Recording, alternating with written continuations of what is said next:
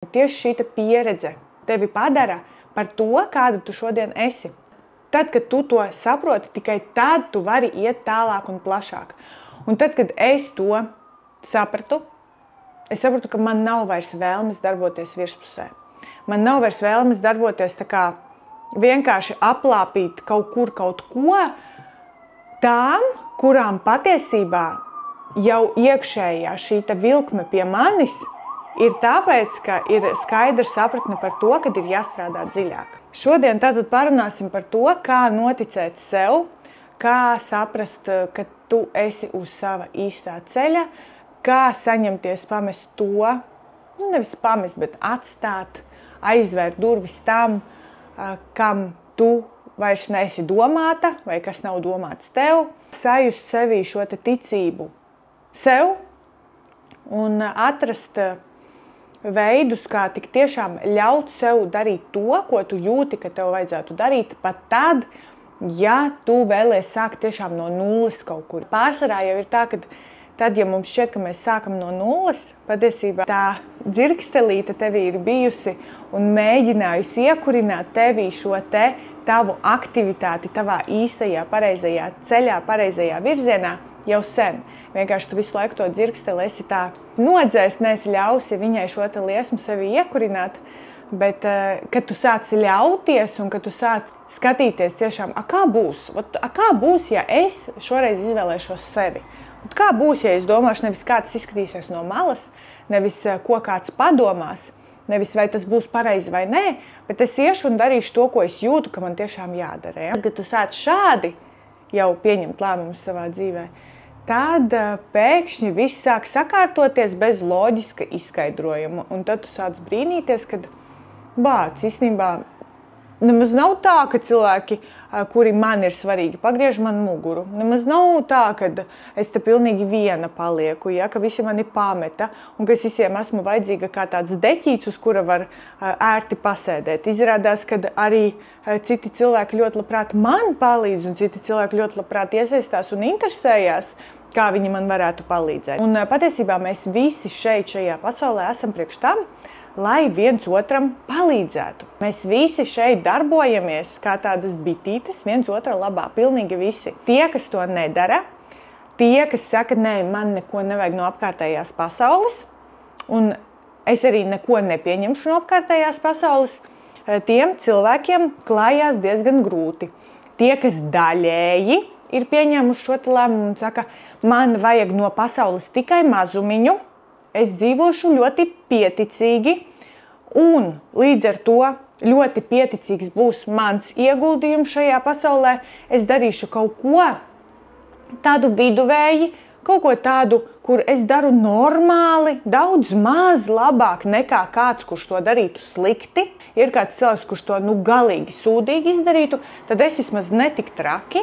Ar to tad es arī taisos šo savu dzīvi samierināties. Tiem cilvēkiem arī siekala parasti tek uz tiem, kuriem kaut kā baigi pa dzīvi veicās. Un tad tādus cilvēkus, kuri ir šie drosmīgie, kuri nebaidās pateikt sev jā, izvēlēties sevi, izvēlēties darīt to, kur viņš jūtās nevis viduvēji labs, bet superīgs ar deksmi, ar vēlmi tik tiešām uzlabot citu cilvēku dzīves, tad šiem cilvēkiem, kuri ir gatavi ņemt maksimumu no pasaules un atdot maksimumu no sevis pasaulē, tur, kur būs vajadzīgs, tad, kad būs vajadzīgs tieši tajā, kur tu vari to darīt vislabāk, tad tiem cilvēkiem arī tik superīgi veicās pa dzīvi. Ja? Bet šeit nav nekāds sakars ar veiksmi.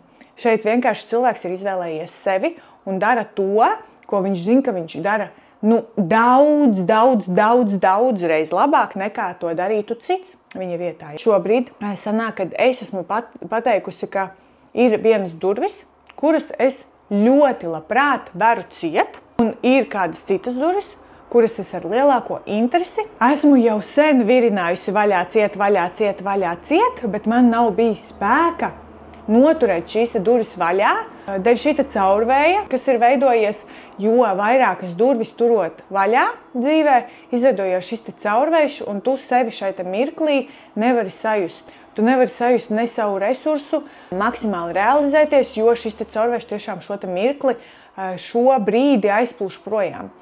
Un, ja, piemēram, tev ir tā, ka tu šobrīd dari kaut ko, kur tu jūties daudz maz labi, un tev šķiet, ka tu gribētu no pasaules vairāk, bet mūždien šo te dzirkstīti tu vēlies tomēr droši paliek. Droši nodzēs un lieki kaut ko neko daudz no dzīves neprasīt. Kā saprast to, ka, tā kā varbūt tu nejūti, tev liekas, nevar saprast, ir vai nav, varbūt, ka man vienkārši tagad palika garlaicīgi un es te kaut ko jau baigi iedomājos no sevīm. Saskatījos tur, nezinu, jūtu YouTube'ā un te sāku izdomāt kaut ko. Tad kā saprast, ka tu neizdomā? Kā es sapratu, ka es neizdomāju?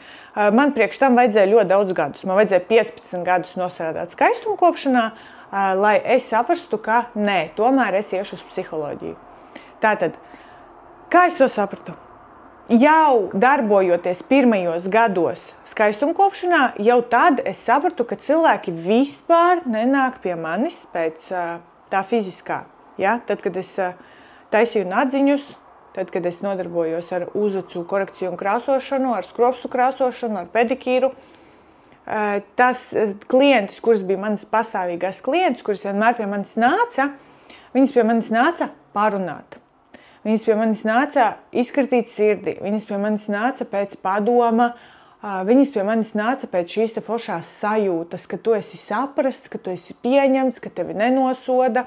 Un nekad neviena nepētīja šitā, un kaut kā beigās pēc procedūras neteica, ka, baigi superīgi, baigi skaistie nagi, vot dēļ šiem te nagiem es pie tevis nāku. Nekad.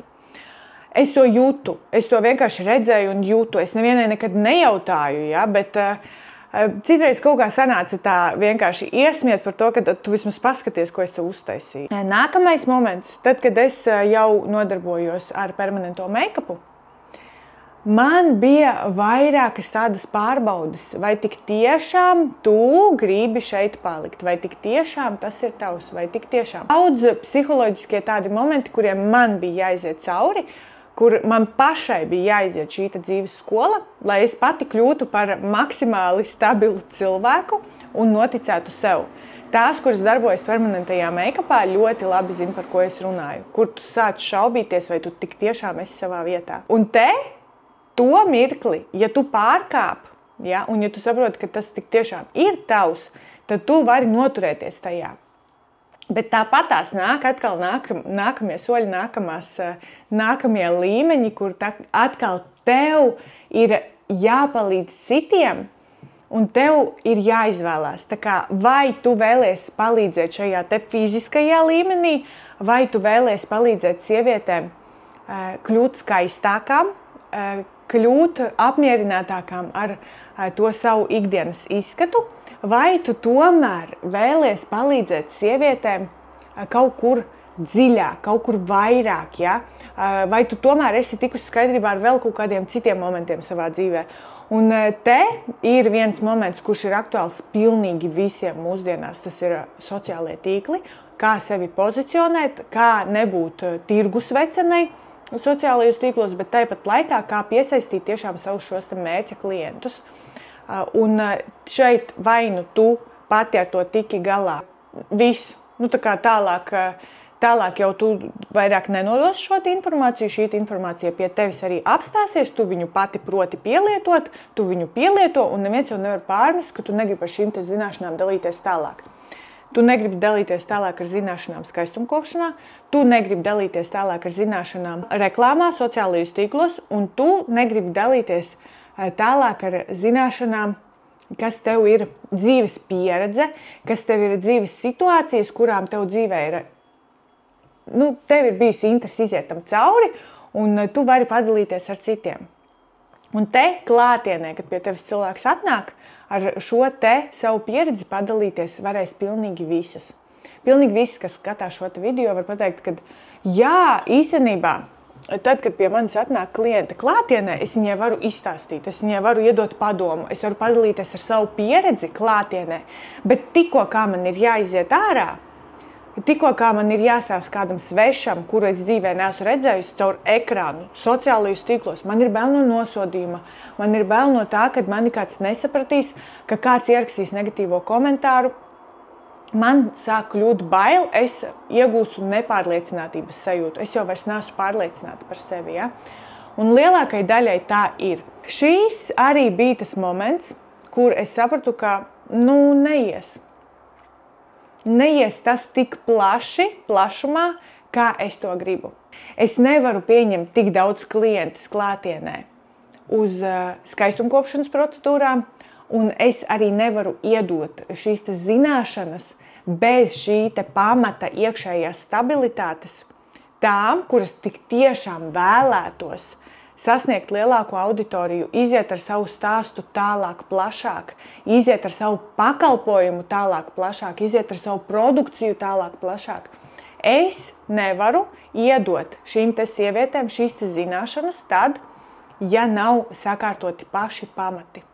Ja nav šī ticība sev, ja nav šis mīlums pret sevi, sapratne pašai pret sevi, ja cilvēks nav sevi pieņēmis, pateikt paldies, ka tu tam esi izgājusi cauri, bez nosodījuma, bez nožēlas, bez vēlmes to noslēpt kaut kur dziļākajā skapja stūrī un nekad neuzrakt. Tā, kad ar sakni izrauta ārā, apskatīties, novērtēt, kā labu esam šo pieredzi un saprast, ka jā, tieši šī pieredze mani padara par to superīgo personību, par šo superīgo meitu, par šo superīgo sievieti, par šo superīgo māti, par šo superīgo speciālistu, par šo superīgo mentoru citiem cilvēkiem. Bet, protams, ka kamēr es nebiju apguvusi instrumentus, es prom negāju, stājos biznesa psiholoģijā, lai palīdzētu tām sievietēm, kuras tik tiešām darbojās biznesā,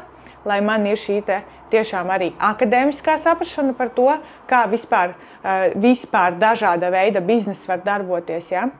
Jo viena lieta ir vadīt savu biznesu, bet cita lieta ir saprast par to, kā vispār kādi biznesa veidi ir un kā vispār tas viss izskatās no iekšienes. Ja? Un sāku jau praktizēt citu instrumentu, kas ir daudz jaudīgāks, kas ir daudz jau pasaulē atzīts, bet šobrīd vēl pārāk maz cilvēki par šo tehniku zina. Man ir tas gods šo tehniku zināt, pazīt un praktizēt, un līdz ar to šobrīd mana dzīve ir mainījusies par 180 grādiem. Būšu palīgs tām sievietēm tajā dziļumā, tajā līmenī, kurā vienmēr es esmu jutusi, ka man ir jābūt šim palīgam. Lūk, un tad, ja tu jūti, ka arī tev ir vajadzīga mana palīdzība, tad zini, ka tepat vien priekš tevis es esmu.